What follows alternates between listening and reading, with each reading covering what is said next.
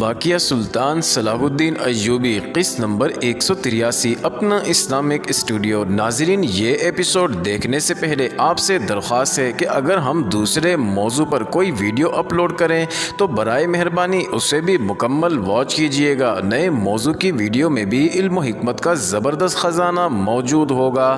تو ناظرین، چلتے ہیں دوبارہ سے سلطان نور الدین زنگی کی جانب۔ وہ سب یعنی نام نہاد مسلمان سلطان زنگی کے گھر جمع ہو گئے تھے۔ وہ جنازے کے لیے آئے تھے۔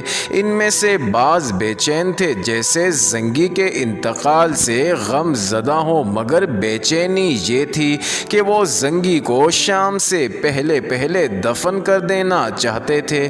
وہ اکٹھے تو ہو گئے تھے، لیکن ان کے دل پھٹے ہوئے تھے۔ وہ ایک دوسرے کو شکی نگاہوں سے دیکھ رہے تھے۔ ان لوگوں کا مذہب ایک، خدا ایک، رسول ایک، قرآن ایک اور دشمن ایک تھا، مگر ہر ایک کا دل دوسرے سے الگ اور جدا تھا۔ ان کی مثال ایک درخت کی ٹہنی کی سی تھی جو ٹوٹ کر درخت سے الگ ہو گئی ہوں اور اب الگ اپنے آپ کو ہرا بھرا رکھنے کی توقع لیے ہوئے ہوں۔ وہ دراصل جاگیرداری اور نوابی کا دور تھا۔ بعض مسلمان ریاستیں ذرا وسیع تھیں اور باقی چھوٹی چھوٹی۔ ان کے حکمران امیر کہلاتے تھے۔ یہ لوگ مرکزی خلافت کے تحت تھے۔ اسلام کے کسی بھی دشمن کے خلاف جنگ ہو تو یہ امراء خلافت کو مالی اور فوجی مدد دیتے تھے، مگر یہ مدد صرف مدد تک محدود رہتی تھی، اس میں کوئی ملی جذبہ نہیں ہوتا تھا۔ ناظرین، وہ امن اور سکون سے عیش و عشرت کرنے کی خاطر خلافت کا مطالبہ پورا کر دیتے تھے۔ عیش و عشرت کی خاطر وہ اپنے سب سے بڑے بلکہ واحد دشمن صلیبیوں سے درپردہ دوستی کرنے سے بھی گریز نہیں کرتے تھے۔ ان میں سے بعض نے صلیبیوں کے ساتھ درپردہ معاہدے بھی کر رکھے تھے، لیکن نور الدین زنگی کا پاکیزہ وجود صلیبیوں کے راستے میں ایک چٹان تھا۔ وہ مسلمان امراء کو کئی بار شرمسار کر چکا تھا اور اس نے انہیں ذہن نشین کرانے کی سر توڑ کوشش کی تھی کہ صلیبی انہیں اسلامی وحدت سے توڑ کر ہڑپ کرتے جائیں گے، مگر صلیبیوں کی مہیا کی ہوئی یورپی شراب، نوجوان لڑکیوں اور سونے کی اینٹوں میں اتنی قوت تھی جس نے ان کے کان بند اور عقل سر بمہر کر رکھی تھی۔ زنگی کی آواز جیسے پتھروں سے ٹکرا کر واپس آ جاتی تھی۔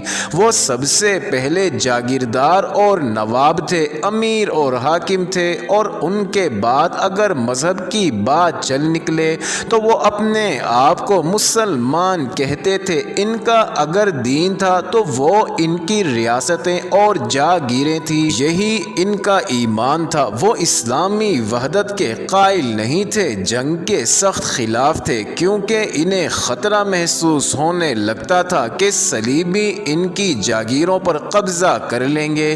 ان کے علاوہ ان کے دلوں میں یہ ڈر بھی تھا کہ ان کی رعایا نے اپنے دشمن کو پہچان لیا تو اس میں روحانی بیداری اور قومی وقار بیدار ہو جائے گا، پھر رعایا ان کی نوابی کے لیے خطرہ بن جائے گی۔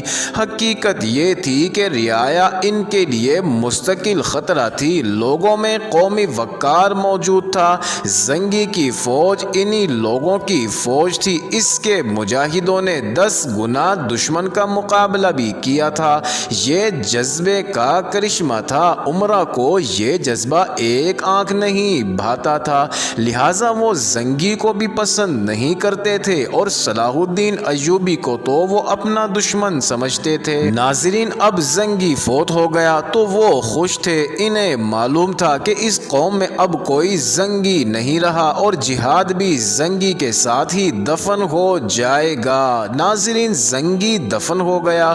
صلیبیوں پر مسلمانوں کی جو دہشت طاری تھی وہ ختم ہو گئی۔ ان کے دل میں اب صلاح الدین ایوبی کا کانٹا رہ گیا تھا، جس کے متعلق اب وہ اتنے فکر مند نہیں تھے جتنے زنگی کی زندگی میں تھے۔ اب سلطان ایوبی اکیلا رہ گیا تھا۔ اسے مدد اور کمک دینے والا زنگی دنیا سے چلا گیا تھا۔ تھا۔ صلیبیوں کو اصل خوشی تو اس پر ہوئی کہ زنگی کے بعد سرکردہ عمرا اور وزراء نے زنگی کے کمسن بیٹے الملک الصالح کو گدی پر بٹھا دیا تھا، جس کی عمر 11 سال تھی۔ یہ انتخاب ان عمرا نے کیا تھا جو درپردہ صلیبیوں کے دوست تھے۔ اس طرح سلطان کی گدی صلیبیوں کے ہاتھ آ گئی تھی۔ ان عمرا میں گمشتگین نام کا ایک امیر جو دراصل قلعہ دار یعنی قلعے کا گورنر تھا، اور دوسرا سیف الدین والی موصل تھا۔